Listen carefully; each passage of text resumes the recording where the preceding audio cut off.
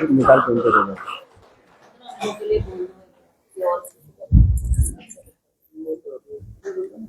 अच्छा लिखिए।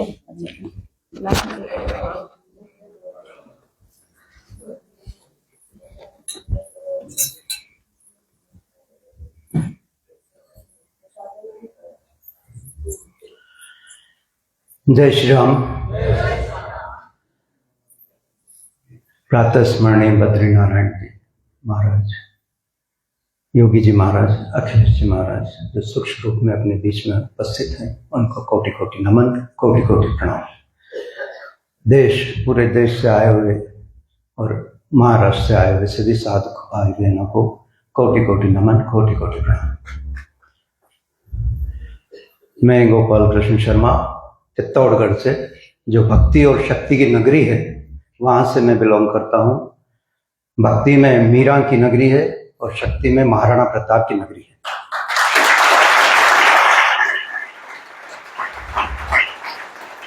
मैं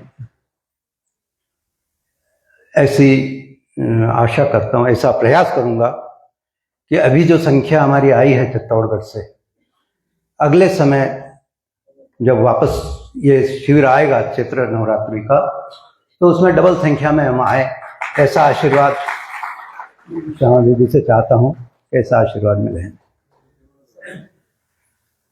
हम इस अपनी संस्था से और इससे जुड़े हैं, जिसका सारा श्रेय मैं पुष्कर जी मालू साहब को देता हूँ कि इन्होंने इतना मोटिवेशन दिया कि एक ही बार में हमको समझ में आ गया कि ये साधना क्या है, तप क्या है और कैसे इसमें रहने से हमको क्या फायदा मिल सकता है।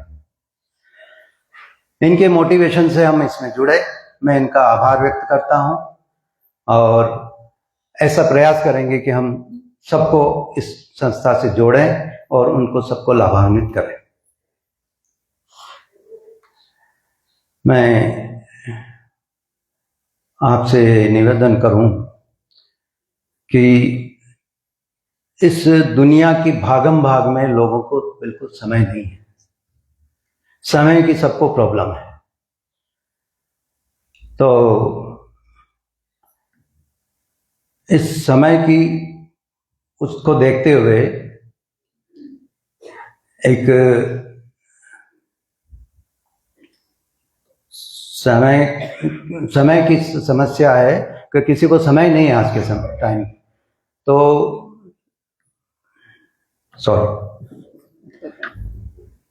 अनुभव बता दो मेरे को। हाँ, मैं ये कहना चाहूँगा कि अनुभव, चलो पहले अनुभव बता देता हूँ मैं कि मैं इस संस्था से जुड़ा और जैसा जैसा मालू साहब ने कहा, बताया, समझाया और उसको समझ के हमने किया।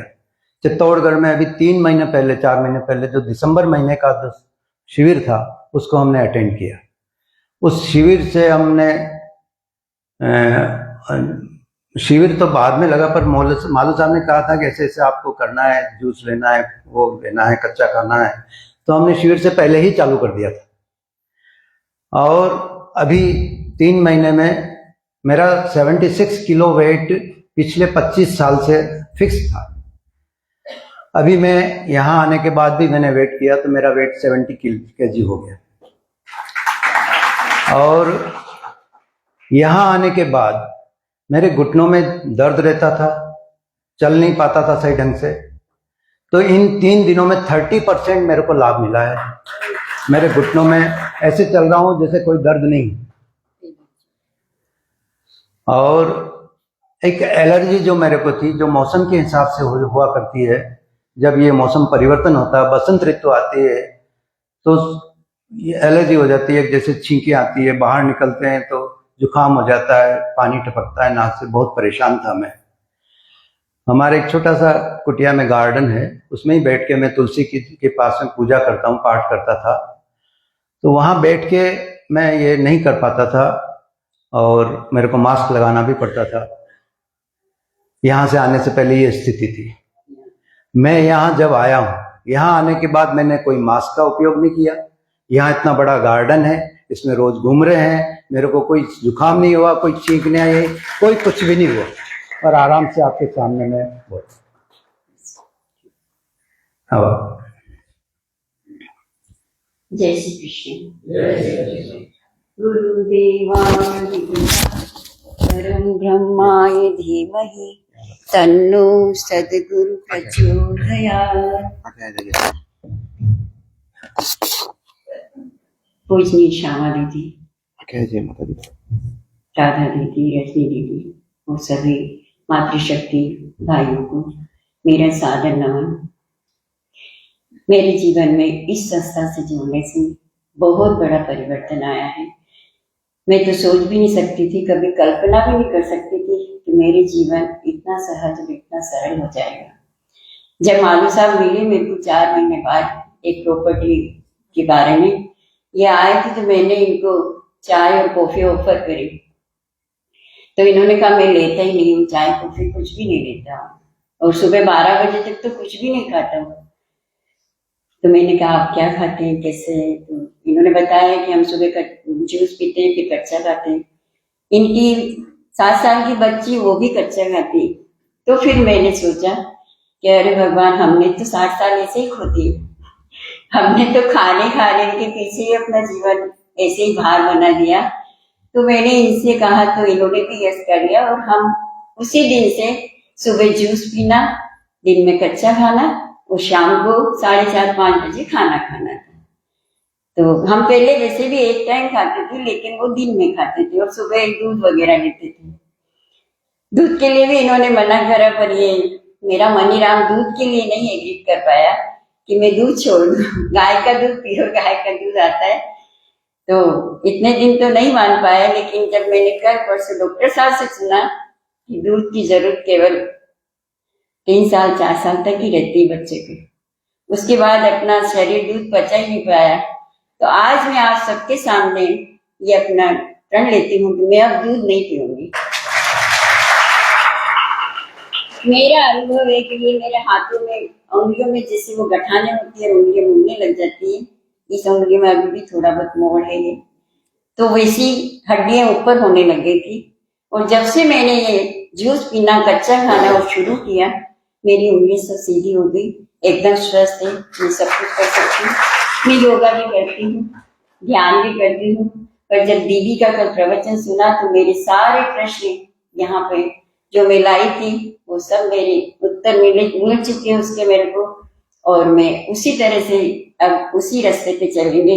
ये संस्था वास्तव में बिल्कुल जीवन को परिवर्तित कर देती है। मैंने अपने परिवार में भी सबको, बच्चियों को भी कहा, तो उन्होंने भी शुरू कर दिया अभी, हालांकि वो आए नहीं, देखा नहीं, लेकिन जूस और कच्चा सलाद खाना सबने शुरू कर दिया। बच्चों को भी देते हैं वो, और एनिमा का प्रयोग भी मैंने एक बच्ची से, अभी मेरे 10 साल का दोता, उससे सबसे करवाया है, सब कर रहे हैं, स्वस्थ, सबका अच्छा स्वास्थ्य हो गया। इनका जन्मदिन आज है, मैं 4 बन के इनके लिए बोलूंगी। सागर में एक लहर उठी तेरे नाम की, तुझे मुबारक खुशियां आत्मज्ञान की, तुझको है अनंत में जाकर मिल जाना, तुम्हें सुंदर फूल इस संसार का। सागर में एक लहर उठी तेरे नाम की, तुझे मुबारक खुशियां आत्मज्ञान की, तुझको है अनंत में जाकर मिल जाना, तुम्हें सुंदर फूल इस संसार का।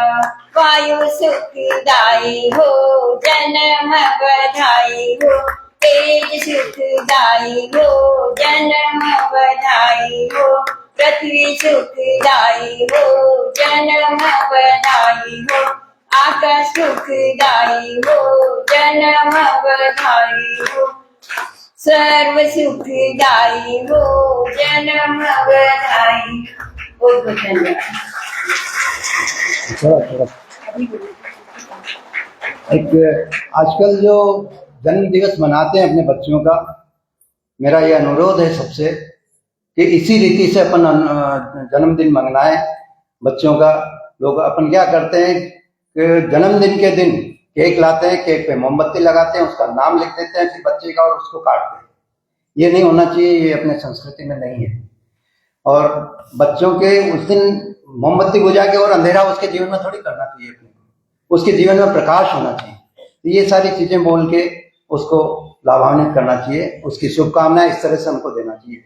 तो आज से बच्चों का जन्मदिन इसी तरह से मनाया जाए तो ज्यादा अच्छा रहेगा। धन्यवाद। भाई साहब के साथ हम चाहेंगे कि भाई साहब के लिए जब इनकी आदि शक्ति ने जन्म दिवस की बधाइयां दे ही दी हैं, तो लगेगा साथ ही साथ इनका गुरुदेव की तरफ से इनका तिलक करके हम इस कार्य को पूर्ण करें। तो आइए जोरदार करतल ध्वनियों के साथ आदरणीय गोपाल कृष्ण जी को बहुत बहुत शुभकामनाएं देते हैं। और इसको तिलक करने के लिए मैं आदरणीय दिव्यानंद जी को आमंत्रित करती हूँ कि वे आगे अपने गुरु जी का आशीर्वाद प्रदान करें। जोरदार करतल ध्वनियों के साथ।